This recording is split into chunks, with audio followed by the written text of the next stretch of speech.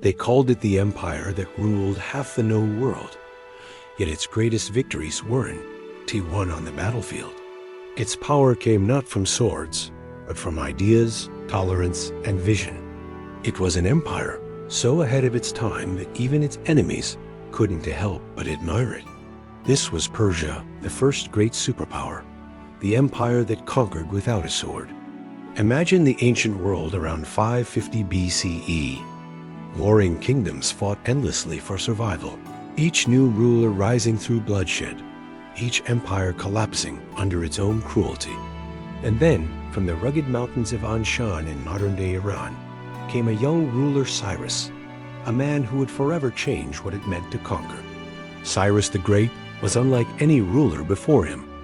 He didn't just build an empire. He built a philosophy.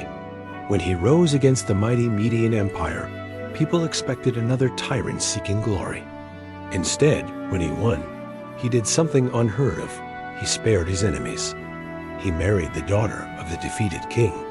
He united his conquerors and his conquered. And through this act of mercy, the Persian Empire was born not from terror, but from trust.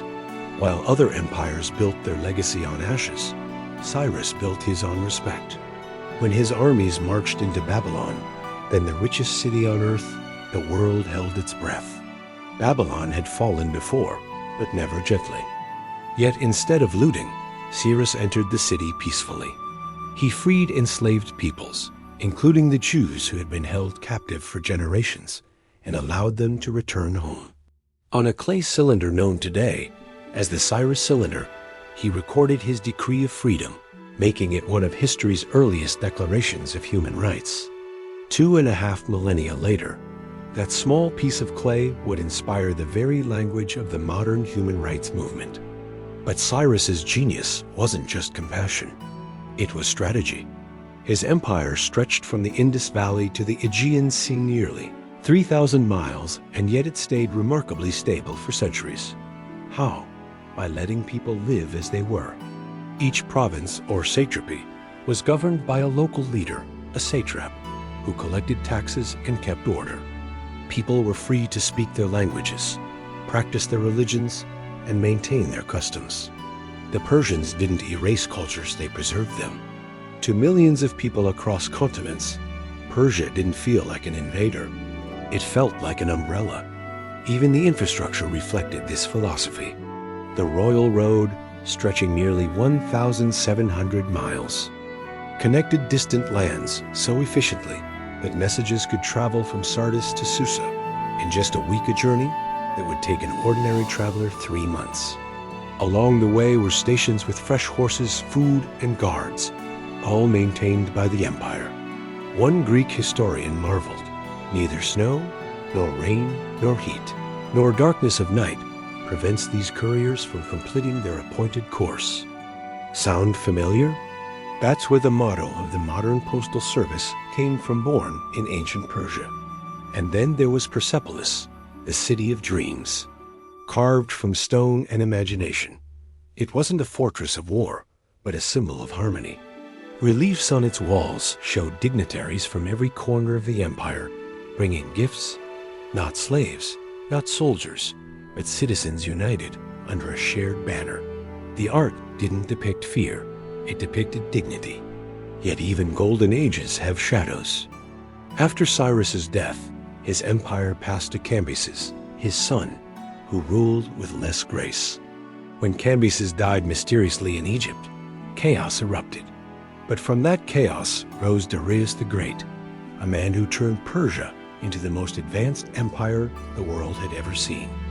Darius wasn't born to rule. He claimed the throne through cunning and courage. His reign brought organization to chaos. He standardized currency, introduced fixed tax systems, and even built canals connecting the Nile to the Red Sea centuries before the Suez Canal. Under his rule, trade flourished from Greece to India, and the empire's wealth became legendary. But Darius also faced the one challenge no empire could ignore: Greece. When the Ionian Greeks rebelled, he saw it as an insult to Persian authority. He sent his armies across the Aegean, beginning the infamous Persian Wars. Though Darius's forces were vast, they met fierce resistance at Marathon, where a smaller Greek force stunned the world by defeating the Persian army. It's tempting to see this as Persia's failure, but in truth, the empire barely flinched. The Persians viewed Greece as one of many frontiers, not the center of the world, as Western history would later claim. Persia's real power lay not in conquest, but in endurance. Even after defeats, the empire continued to thrive for nearly 200 years. When Xerxes, Darius's son, returned to avenge his father, he brought an army so vast it shook the earth. From the epic crossing at the Hellespont to the burning of Athens, Persia seemed unstoppable. Yet once again, hubris and overextension undid what discipline had built. The Greeks, united for once, pushed the Persians back. And though Xerxes retreated, the empire behind him endured, as it always did, elegant, organized, and enormous. For centuries, Persia remained a symbol of sophistication. Its roads carried silk and spices long before Rome had paved a single stone. Its engineers mastered irrigation, turning deserts into gardens. Its administrators created systems of governance so balanced that Alexander the Great, when he finally conquered Persia 200 years later, kept most of them intact. Yes, Alexander conquered the Persian Empire, but not its spirit. The Persian model of governance lived on in his own empire, and later in Rome's provinces, in Byzantine bureaucracy, even in the caliphates that followed. Every great civilization that came after borrowed a page from Persia's playbook: how to rule without crushing, how to unite without erasing. And perhaps that's the greatest irony. Persia's might didn't come from its armies, but from its ideas: tolerance, diversity, diplomacy, infrastructure.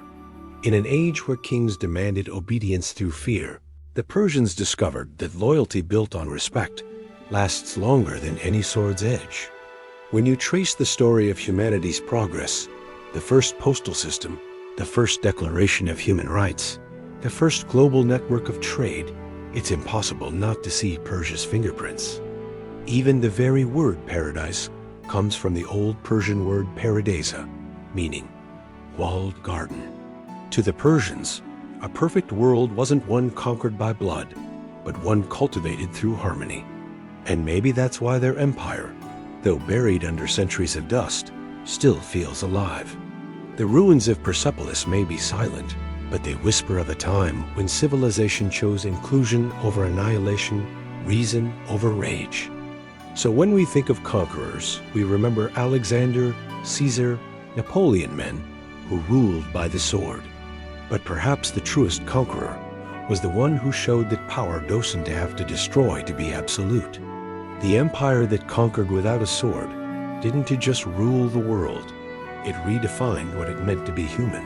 That was Persia's forgotten power. And maybe, just maybe, it's the kind of power the world could use again.